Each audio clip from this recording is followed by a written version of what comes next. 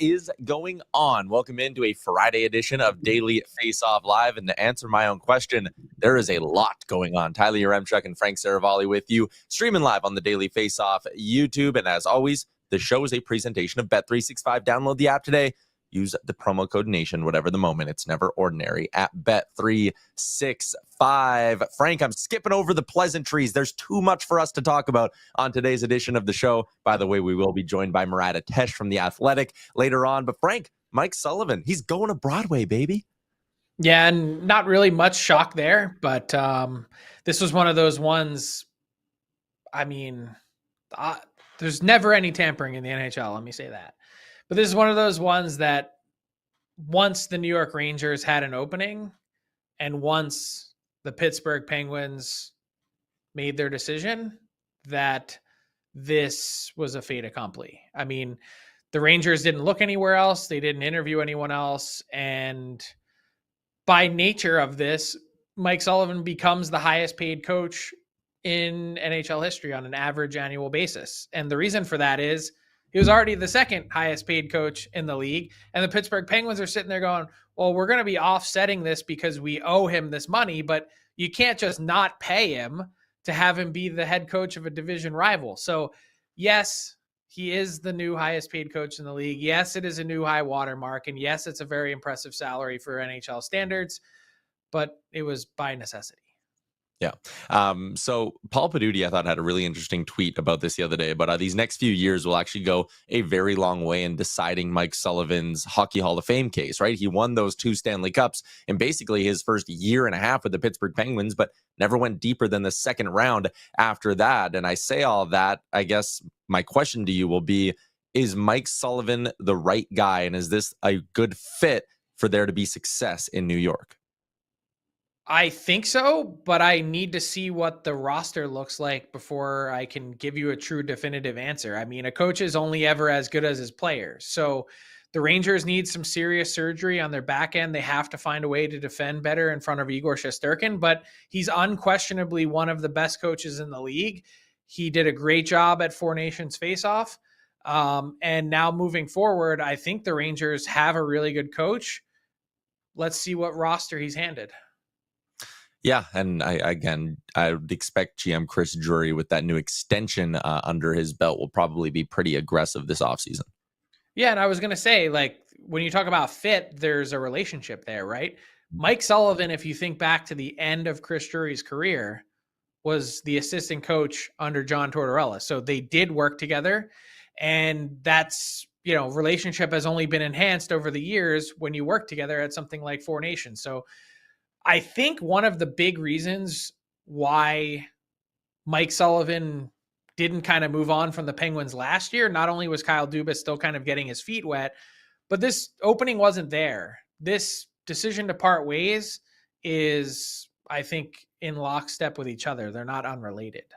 Mm-hmm. Another piece of coaching news from today, Julian Breezeball confirming John Cooper will return behind the bench for the Tampa Bay Lightning. Frank, maybe to put a bow on this, is there another team out there who's maybe trying to figure out things from a coaching perspective and get things done sooner rather than later? Yeah, I think that's the Anaheim Ducks. I think they've completed a handful of interviews, maybe more. They're moving on to round 2 soon. And when you look at this list of candidates, it makes sense. I mean, a lot of teams today are sad that John Cooper is not going to be available and joining this mix, but Rick Tocchet is the guy that stands out as the shot caller. He's going to have multiple options. He's going to be able to pick where he wants to go. Next up, you've got this group of experienced guys that have gotten multiple chances before, except for Jay Woodcroft. He's only had one, but he's going to get one this cycle because there's so many openings. There's now 7 official, but we're still waiting on what happens with the LA Kings, because I don't think Jim Hiller is going to live down his decision-making process and structure through this playoffs. And 2 would be the New York Islanders and what happens with their GM search and Patrick Waugh. So the potential for 9 openings now left, which would be quite something because there's a ton of guys here and this list looks outrageous. I'm sure if you're sitting at home watching on YouTube, but there has to be a pretty long list of candidates if you've got that many jobs to fill. I would list off all the names for the podcast listeners, but we simply don't have enough time. But the coaching news, I should say we can expect probably more coaching news here as we head throughout the weekend. It is that time of year. But Frank, let's get back to the Stanley Cup playoff talk. And listen, 2 Canadian teams punched their ticket to round 2 last night. And while Oilers fans wake up feeling nice and fired up, I would imagine Leafs fans are waking up with more of a sense of relief than anything. They dodge a major bullet. They win game 6. And to give their star players a bit of credit, 2 from Nylander, 1 from Austin Matthews, a power play goal from Austin Matthews as well. Big win for the Leafs. Yeah, it was, and a huge sigh of relief. And I love that you hit on some of those key points, because if you're going to try and puncture a narrative, that's the way to go out and do it. Start the game off with an Austin Matthews goal. And you mentioned on the power play after being 0 for 30 in clinching scenarios over the years. 1 for 13 now becomes 2 for 13. And yes, when you have this notion that your big stars don't show up in big moments, when they combine for 3 goals and Mitch Marner gets on the board with another point, which is not crazy to say because he's only had 5 in the previous 16 games, 5 through 7 in his career. Maybe that's a building block. This, I'll remind you, though, was supposed to be the easy round. This was supposed to be the easy matchup. And now, congratulations, fresh off of your victory, you get the defending Stanley Cup champion Florida Panthers, which is going to be a handful and a half.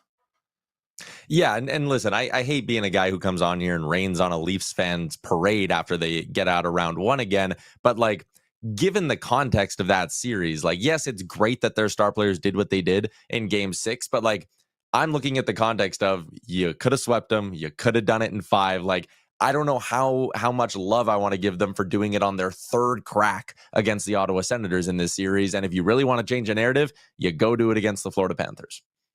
Yeah, and I would say that that's not even necessarily the path or tack that I would take. My thing is, you don't get any flowers for winning this first round matchup. You are expected to, you should win this matchup. And this team, it's not an accomplishment to get to round 2. Does anyone see the Carolina Hurricanes celebrating 7 consecutive years of getting to round 2?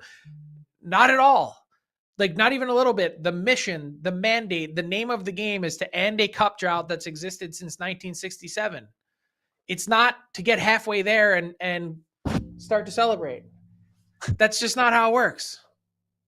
Yeah, I'm with you 100%. And obviously next week as the series kick off, I believe we're hearing Monday maybe for that Leafs-Panthers game 1. We'll obviously do our previewing of that. But let's go out west, Frank. The Edmonton Oilers for a 4th straight year move on past the Los Angeles Kings. They do it with a 4th consecutive victory and a 6-4 win last night down at Rogers Place. How about that performance from Connor? No, not McDavid. Connor Brown finishes that one with 3 points in the hockey game. But I had this interesting debate with someone yesterday, too. If I were to slap a meter in front of you, Frank, and on one end it says the Oilers are inevitable, they deserve to win that series, and on the other end it was the Kings blew it. Where do you go? Is it dead in the middle? Does it lean more one way?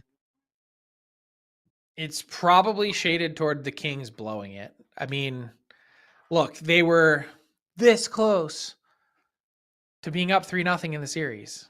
Yeah. Honestly, like, that's a team that blew it. And look, I'm not taking anything away from the Oilers in the way that they won after they got back into the series, because, even the way that game 6 started, like, that flurry of goals and Byfield kind of off the first shift of the game, like, you're thinking, hey, maybe this turns in a sour direction. They were clinical in game 5. They were awesome. But that said, my God, when your own goalie in Darcy Kemper says we need to attack, I mean, he's sending a message to the rest of the team and the coaching staff. The way that we're playing doesn't make a lot of sense. And so we've talked the last couple of days about what happens next for some teams. And I'm real curious to see what happens next for the LA Kings, because I mentioned Jim Hiller and his tenuous job situation at this point. His general manager, his boss, the guy who hired him, he doesn't have a contract next year in Rob Blake. 8 years at the job, 8 years at the helm, 0 playoff round wins. 0. Will he sign an extension and try and figure this out? Will he raise his hand and say, this has been great, but I'd like to go back to surfing? Whatever it is that this turns, however this moves, it's going to be a really interesting time for the Kings, because you mentioned the Oilers are inevitable.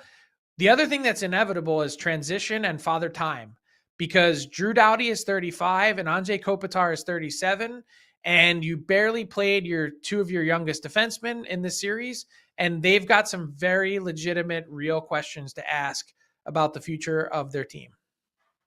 Yeah, and again, like I'm just looking, Kopitar, 1 more year left on his deal. Kempe, 1 more year left on his deal. Danault and Doughty each have 2 more years remaining on their deals. And yeah, maybe to your point, like, does Rob Blake sit there and be like, listen, I know what needs to be done, and I do not want to be the guy to do it. I don't want to have those conversations. I don't want to be known as the GM who had to tear this thing down. So again, it'll be an interesting week or so here, or whatever it ends up being out in Los Angeles. The other Western Series, just really quick, because we are getting Edmonton versus Vegas now in the second round for the second time in the last 3 seasons. But Frank, first off, that win by Vegas, I thought was very impressive last night. The way they just held off Minnesota, like the stat was Minnesota only had 1 shot in the final 2.5 minutes of that game, trailing by a goal.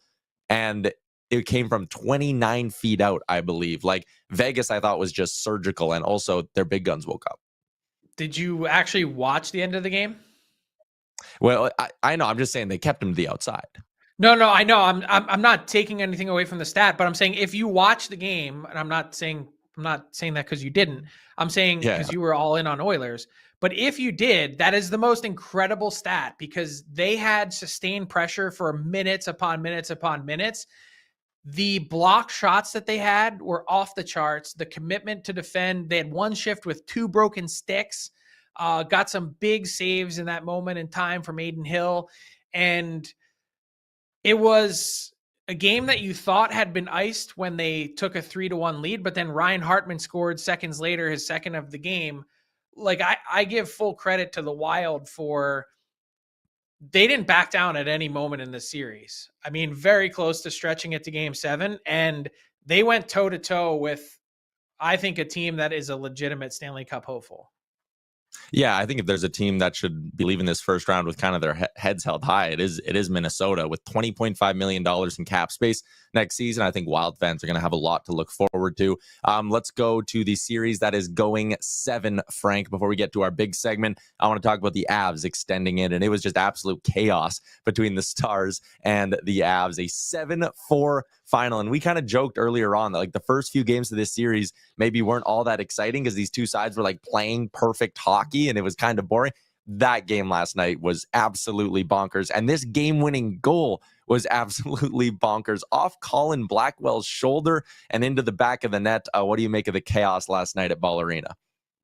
It was unhinged. I mean, it really was like an unbelievable night in Ball Arena, on home ice, with their full complement of guys, with their season on the line, with a team that has legitimate expectations to not just win this series, but to win the Stanley Cup. Their bar for excellence is set incredibly high. And the Stars, as we talked about on yesterday's show with John Goyens in the coaches room, they've been very timely with their goals that they've scored. They've been right there in the exact moments you need to be in the nick of time. I think where it really gets fascinating, and Pete DeBoer made the joke, I would have liked to have won in game 6, but I really don't mind a game 7 at home. He is the coach's version of Mr. Game 7. But does Miro Heiskanen return to the lineup for game 7 is a big question mark. I mean, I think he seemed a little bit further away. Obviously didn't play in game 6. I think the thought process is that the team has kind of been more hopeful perhaps than Heiskanen himself has been. But could you imagine getting the second best defenseman in the series after Cale Makar back? And yeah, I know what I said with Devon Taves, but yeah. Yeah, I mean, it'd be a huge boost. Just quickly here, who do you give the edge to in game 7? Because yes, Pete DeBoer is Mr. Game 7. Yes, this is happening in Dallas, but man, I mean, the way Colorado played last night was really impressive. The second time in a row at Ball Arena that they were super impressive. It makes you wonder, like, why didn't they get this together earlier? I think I'm going to give the edge to the Avs if they don't find a way to win this series, they're going to be filled with regret for an entire offseason because they had many opportunities to put their foot down and couldn't do it. Yeah. All right, let's get to our big segment. There is another big game 6 happening tonight out in St. Louis. The big segment, the All 32, is brought to you by Budweiser. Budweiser is encouraging buds to make time for playoffs, not excuses. Every goal, every check, every win is better enjoyed with your buds. Phone a bud, text a bud, ping a bud, and call out their excuses for bailing on the playoffs. After all, the playoffs are the most wonderful time of the year. Make them count. When it's springtime, it's go time with Budweiser.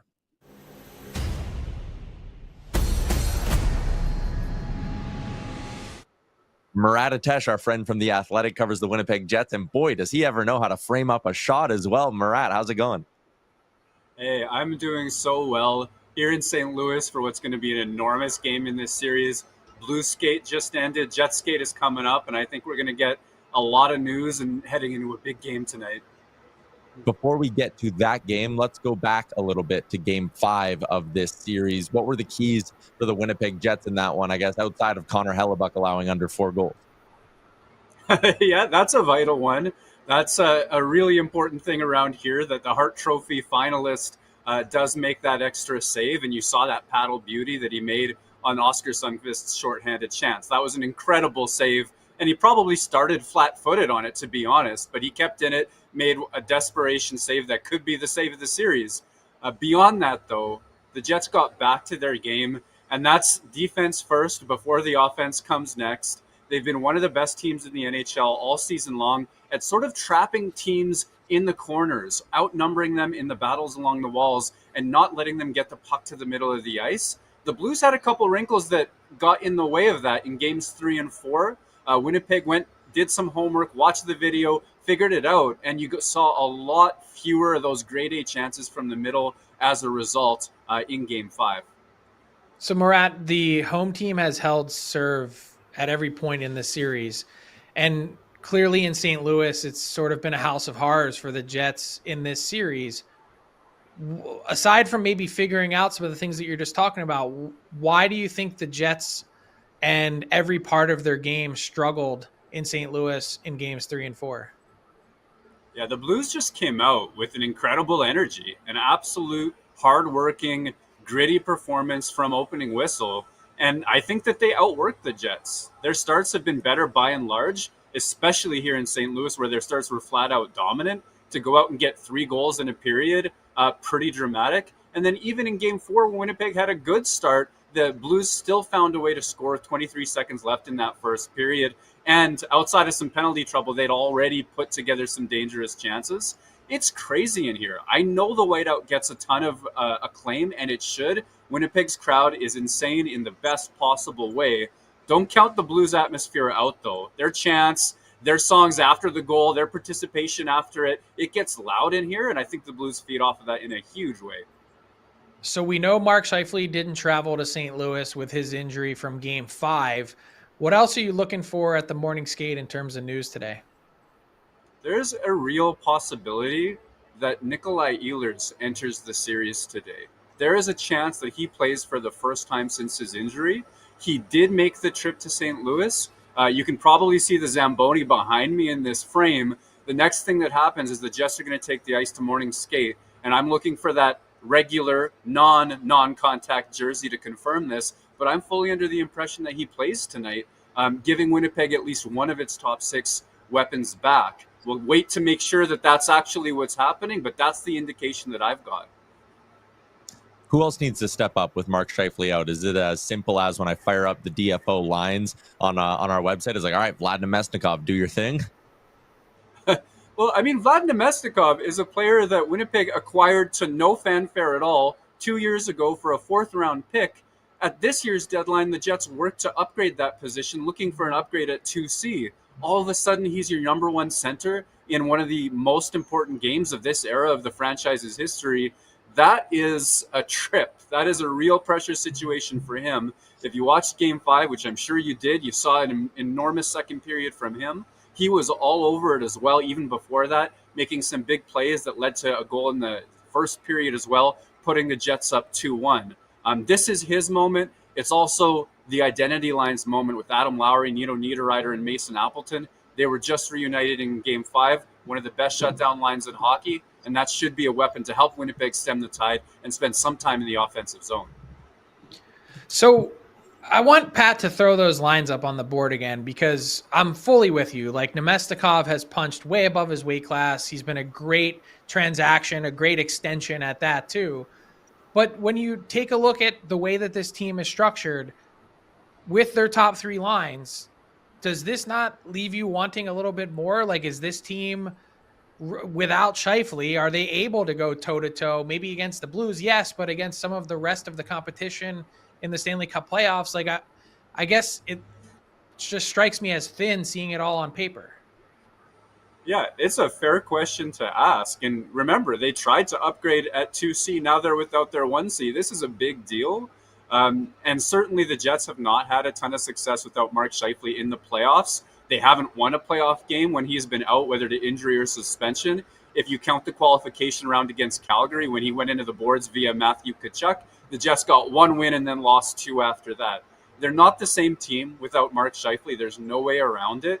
If they win tonight, it's going to be a lot more about greasy plays, getting to the net front and winning the battle for that blue paint, and a lot less about that Scheifele special, which is protect the puck along the wall, find Kyle Connor through a seam that nobody else imagined. It's going to have to be a little bit different style of play, and I agree with you. You put that up there, it looks thin, and that's why I'm pointing at Nemestikov and Lowry as two of the most important players tonight. What's just sort of, I guess, the general vibe around this team right now? Like, is there any sort of, and I guess I'm framing this in a way of like, if they were to lose tonight, is this a group that you think has the maturity to be like, all right, we're not going to be phased by blowing this. Like, we're good heading back to home ice. Like, even Connor Hellebuck, I've been reading some of the quotes about him. Like, he doesn't seem rattled by what's happening to him. Does that feel like authentic to you, I guess? I mean, with Connor Hellebuck specifically, he is one of one in the way that he frames performance, in the way that he frames his process. He's one of the most unique players in the National Hockey League. And whether he's led in 5 or 1 or a shutout, it's all about his process and details. He's always framing things in the most positive light because that's what he believes. If he does that, he's going to manifest a proper success in terms of results as well. But if you go beyond him to the rest of the room, and I've had some lengthy chats with the Winnipeg Jets of late, Josh Morrissey being a real great example, I think there is a real sense of calm, I want to say, even before Game 5. And that gives me a little bit more confidence in this group than past editions of the Jets, especially because after so many years of not being able to win even one game, after losing any amount in the playoffs, they came out and had the performance they did in Game 5, even without Scheifele for 2 periods. I think there's more reason to believe in their resilience if it does need to go to Game 7. Murat Ates, you can find his coverage over at The Athletic. I think that Zamboni's just finishing up, so we'll let you get to work. Thanks for doing this. Hey, thanks for having me, guys. Always love it.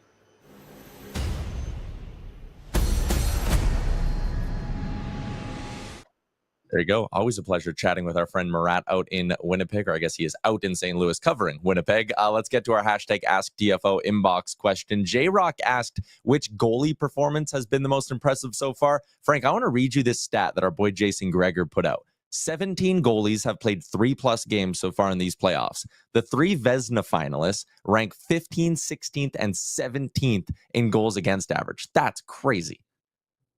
Yeah, and what it does is tells me don't overspend on goaltending because you can get some modicum close to it. I know it's going to make you feel good. It's going to be your security blanket. You're going to feel like nothing can go wrong when you have that guy.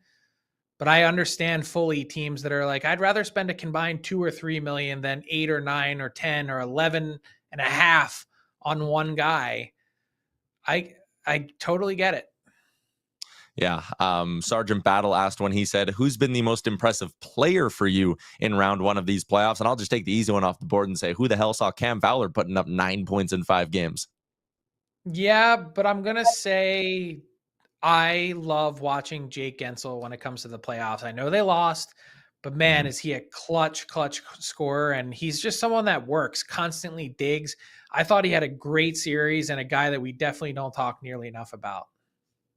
All right, let's get to our Bet365 daily bets. It is brought to you by Bet365, an official partner of the Stanley Cup playoffs. From game props, player props, totals, and money line, you can even bet on futures like series winners, conference champions, and the Stanley Cup champion. Whatever you bet, it's never ordinary at Bet365. Download the app and get in on the game. Must be 19 or older. I got a couple here for you tonight, Frank. Well, I guess tonight/tomorrow as well. But I love the over between the Jets and Blues. I'm going to keep betting it until it loses. The fact it's at 5.5, the fact it's plus money again after all the goals that have been scored in this series, I'm going to keep on hammering the over. And Friday night goal scorer parlay, Vlad Nemesnikov on the top line. He is plus 450.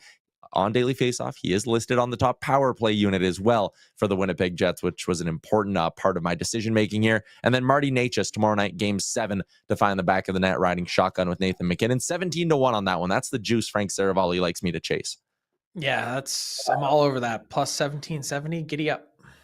Giddy up. We're going to wrap up here, Frank, with a little bit of garbage time, and it was a farewell for Marc-Andre Fleury last night. You see the video here from Alan Walsh as Fleury goes through the handshake line. Why was the video look like it was shot on a corner store video or security camera? Because ESPN cut away from the handshake line? They cut away from the handshake line of a future first ballot Hall of Famer in his last game going through the handshake line against his former team.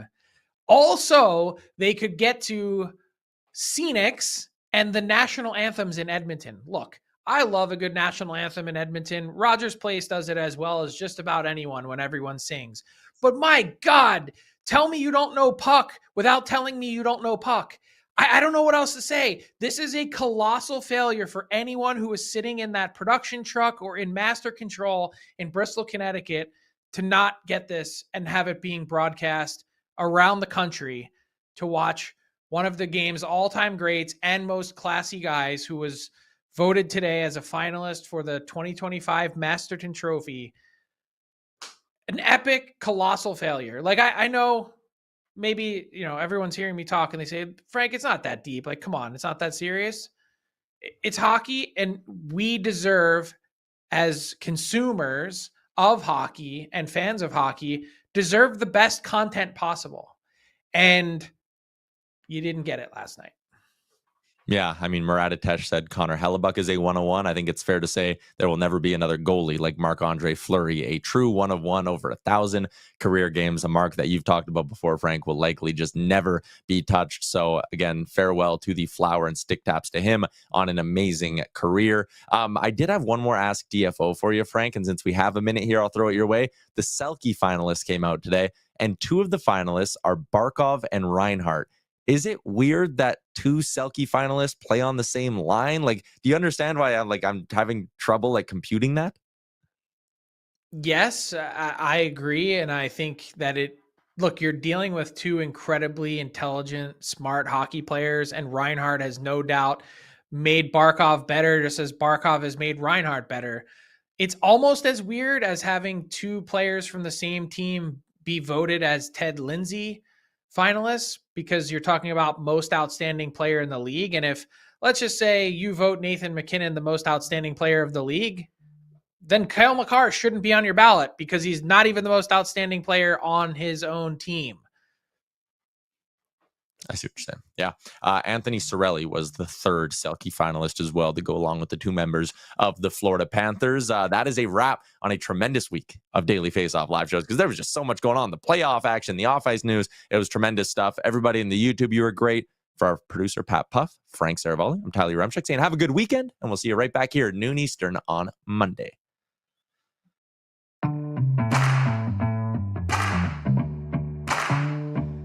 What's up, hockey fans? If you enjoyed that video, then you're going to want to hit the subscribe button to not miss any of our content, from daily live shows with Frank Seravalli to analysis from former NHLers to exclusive interviews with some of the biggest names in the hockey world on Frankly Speaking. You're going to want to hit that subscribe button and stay up to date with everything going on in the hockey world.